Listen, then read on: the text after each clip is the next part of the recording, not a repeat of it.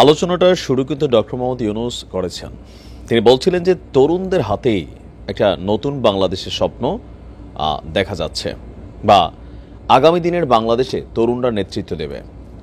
Even তিনি বলছিলেন যে এই ছাত্ররাই হচ্ছে তার নিয়োগকর্তা। তারপর এই টোটাল জুলাই আগস্টের যে ঘটনা, সেখানে রাজনৈতিক দলগুলোর ভূমিকাকে খুব বেশি স্বীকারোক্তি না দিয়ে আমরা দেখলাম যে বিশ্বমণ্ডলে গিয়ে উপদেষ্টা মাহফুজকে এই টোটাল ঘটনার একজন মাস্টার মাইন্ড হিসেবে পরিচয় করিয়ে দিয়েছেন। তো এরকম নানান কাজে ডক্টর মোহাম্মদ ইউনূস যখন তরুণদেরকে উৎসাহ দিচ্ছেন, ইভেন সংবিধানে একটা বড় ধরনের পরিবর্তন আসতে যাচ্ছে।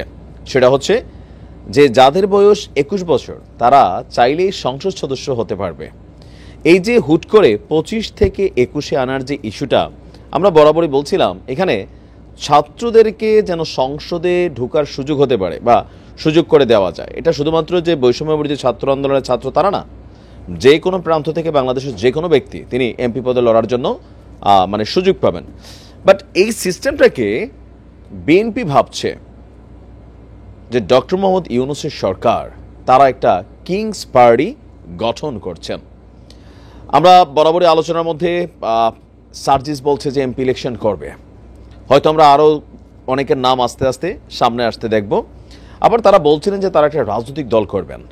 আবার নির্বাচনকে ঘিরে সার্জিসদের অবস্থান যে আগামী 1-1.5 বছর 2 বছরের জন্য নির্বাচনটা না হয়, আর একটু সংস্কারটা একদম ভালো মন্দ শেষ করে তারপর নির্বাচন হয়। বিএনপি ভাবছে যে এই সময়টা কালক্ষেপণ করা হচ্ছে ভিন্ন কারণে, একটা কিংস পার্টিকে ফ্লোর দেওয়ার চেষ্টা করছে। দর্শক, অন্তর্বর্তী সরকার নিরপেক্ষ না তো কি?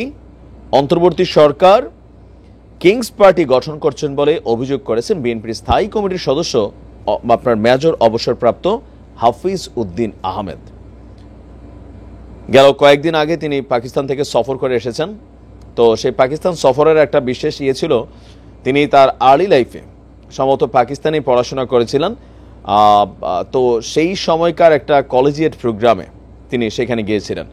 তো ওনার প্রশ্নটা হচ্ছে যে 21 বছরের ছেলে কি করে জনপ্রতিনিধি নির্বাচিত হয়। তিনি প্রশ্ন তুলেছেন। গতকালকে রাজধানীর ইঞ্জিনিয়ার্স ইনস্টিটিউট মিলনায়তনে সাবেক রাষ্ট্রপতি জিয়াউর রহমানের জন্মবার্ষিকী উপলক্ষে এক প্রোগ্রামে তিনি এই অভিযোগ করেছেন সরকারের প্রতি। বলতেন যে অন্তর্বর্তী সরকারের প্রধান কাজ নির্বাচনের আয়োজন করা, ঘোষণাপত্র কোনো কাজে লাগবে না। তার মানে প্রক্লেমেশন অফ জুলাই ছাত্রদের জন্য আরও একটা বড় ব্যর্থ অবস্থান হতে যাচ্ছে। সরকার বলছে যে এটা নিয়ে একটা সর্বদলীয় বৈঠক হয়েছে, জাতীয় বৈঠক হয়েছে, দেন সবার মন্তব্য শুনেছে, সবগুলোকে ইনক্লুড করে আপনার একটা ঘোষণাপত্র প্রদান করবে। তা আমরা বরাবরই বলছি যে ঘোষণাপত্রের সংবিধান ইস্যুতে পরিবর্তন হয়ে গেছে অলরেডি। ছাত্রদের দাবিটা ছিল যে এই সংবিধানকে ছড়ে ফেলতে হবে, কিন্তু ঘোষণাপত্রের খসড়া আমরা যেটা প্রকাশ করেছি এটাই বাস্তব। হয়তো আমরা এটাই দেখতে পাচ্ছি। কি ছিল সেখানে? সংবিধান পরিবর্তন অথবা প্রয়োজনে সংশোধন। তা আমরা ধরেই নিচ্ছি প্রয়োজনে সংশোধন, কারণ বাংলাদেশের সংবিধান 1972 থেকে আজকের দিন পর্যন্ত 15 বার সংশোধন হয়েছে। সো এটা অ্যালাউড। বাট সংবিধান ছুড়ে ফেলে দেওয়া এটা বিএনপি চায় নাই। খসড়াপত্রে ওই জিনিসটা এই কারণে সম্ভবত অ্যাড করা হয়েছে। তো তার বক্তব্য হচ্ছে বরং আওয়ামী লীগের চুরিকৃত অর্থ ফেরত আনতে পারলে কাজে লাগবে।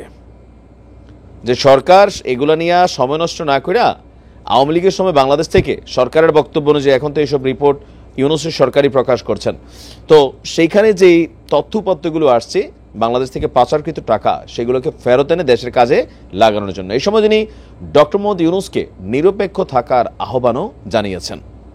তিনি আরও বলেন বিএনপির উপরে কোনো ধরনের কলঙ্ক যাতে না আসে সেই বিষয়ে তিনি দলীয় নেতাকর্মীদেরও হুঁশিয়ারি দিয়েছেন।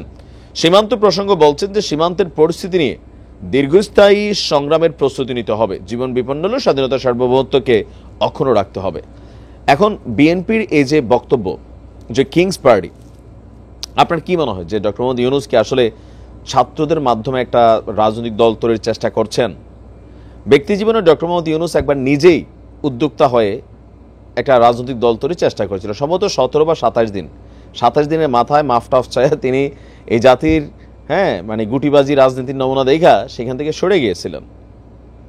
তো এরপর আবার এখন যখন তিনি আসছেন তার বক্তব্যে তরুণদের বক্তব্যটা বেশি থাকে, বাংলাদেশের যেই চলিত যে রাজনৈতিক দলগুলো আছে তাদেরকে নিয়ে খুব বেশি পজিটিভ বক্তব্য কখনো ডক্টর মোহাম্মদ ইউনূসের মুখ থেকে আমরা আসলে দেখিনি। ছাত্রদের প্রশংসা, ছাত্রদের সবকিছু যখন তিনি ফোকাস করেন, তো তখন বিএনপির সন্দেহ হচ্ছে যে না, এই ছাত্রদেরকে দিয়া তিনি আসলে একটা কিংস পার্টি তৈরি করতেছেন, যেটা সরকারের আশ্রয়ে প্রশ্রয়ে আপনার তৈরি হচ্ছে। এখন এখানে দুইটা জিনিস হচ্ছে। একটা জিনিস হচ্ছে কি, এই ছাত্ররাও বিভিন্ন ধরনের কথাবার্তা বলে বিএনপির বিরুদ্ধে খুব কঠিন একটা অবস্থানে চলে গেছে বা নিয়ে ফেলছে। বিএনপি তাদেরকে কিন্তু অ্যান্টি পার্টি হিসেবে অন কাইন্ড অফ ধরেও ফেলছে বিভিন্ন কথাবার্তায় মনে হয়। উপদেশের উদ্দেশ্যে আমরা দেখছিলাম যে বেশ কিছু নেতা গতকালকে বক্তব্য দিয়েছিলেন, নিশ্চয়ই আপনারা সবাই খেয়াল করছেন, তাই না? তো কি মনে হয় যে কিংস পার্টি গঠন করলে এদেশে টিকবে, বা কিংস পার্টিকে আসলে রাজনীতিতে বড় কোনো টার্নিং পয়েন্ট হিসেবে কাজ করে যাবে? কমেন্টে লিখুন। আসসালামু আলাইকুম।